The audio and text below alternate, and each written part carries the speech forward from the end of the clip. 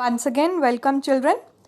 Today we will cover chapter number 5, natural vegetation. Now if we have to define natural vegetation, what is natural vegetation? All the flora that covers the surface of the earth that comes under the definition of natural vegetation. Now what are the factors that affect the natural vegetation? Now these factors, they are variation in the amount of the rainfall, variation in relief, duration of the sunlight, climate, varied soil types. In fact, relief and climate, they are interrelated with one another. Alright, now whatever the type of the relief, it will be there. Rainfall or vegetation, it will be then interdependent. Alright, they are all interrelated with one another. Now natural vegetation as such, it plays a very productive role in the nation's economy.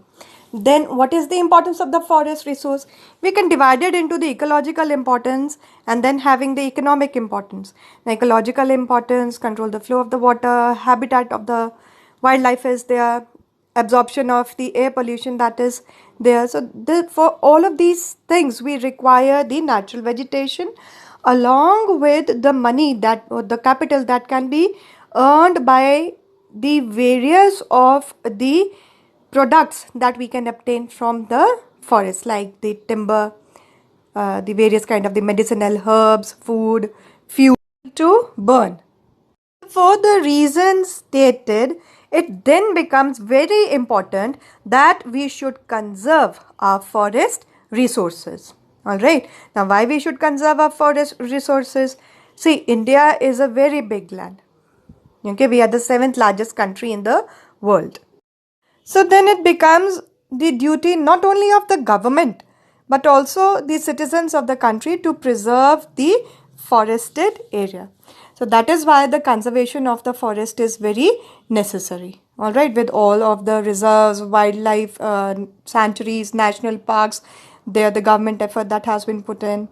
Now the another way is by avoiding down the deforestation, reducing down the pollution, having the fire lines being built up. Then to create the general level of information, awareness among the people. Then celebrating the Van Mahotsav, afforestation measures being taken, reforestation being taken, Chipko movement. So then why we are worrying about the forest conservation programs? See, ideally 35% of the country's land area, it should be under the forest. But we do not have it so. We have just about 21 odd percent. Alright. Now the other problem, it is with regard to the shifting agriculture, growing demand for the agriculture, urbanization, industrialization as stated earlier, dams, multipurpose dams being constructed, that is the another one.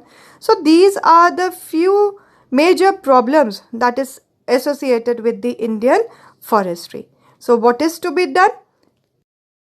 The government has taken the initiative and started with the National Forest Policy. Various amendments they were made to protect, conserve and develop the forest resources.